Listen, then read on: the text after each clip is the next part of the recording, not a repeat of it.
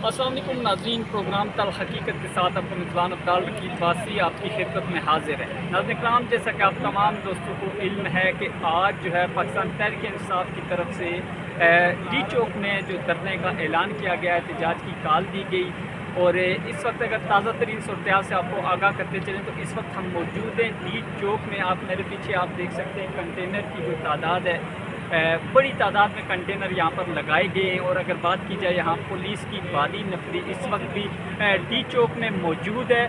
और अगर बात की जाए ख़ास करके यहाँ के जो मुज़ाहिरीन की, तो इस वक्त तक डी चौक में अभी मुज़ाहिरीन नहीं पहुँच सके।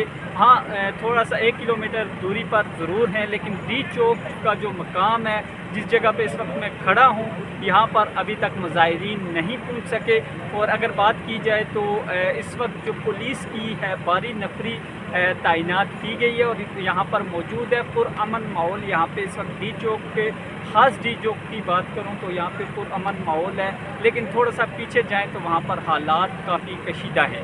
तो नाज़रीन इकराम, अब हम आगे चलते हैं, आपको मज़ीद भी सूरत से आगाह करते हैं।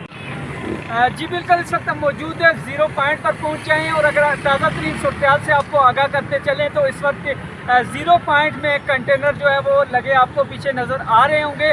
और इस वक्त ज़ीरो पॉइंट में अगर बात की जाए तो आवाम की तादाद बताई जा रही थी कि यहाँ पर आवाम की कसीर तादाद मौजूद है, लेकिन इस वक्त हम मौजूद हैं ज़ीरो पॉइंट पर। और यहाँ पर कोई भी जो आवाम की तादाद है, तो यहाँ पर आवाम की तादाद नज़र नहीं आ रही। यहाँ पर कोई भी शख्स अभी पाकिस्तान तहरीक इंसाफ का नहीं पहुँच सका। तो ये लाइव मनाज़िर ज़ीरो पॉइंट से बता रहे हैं।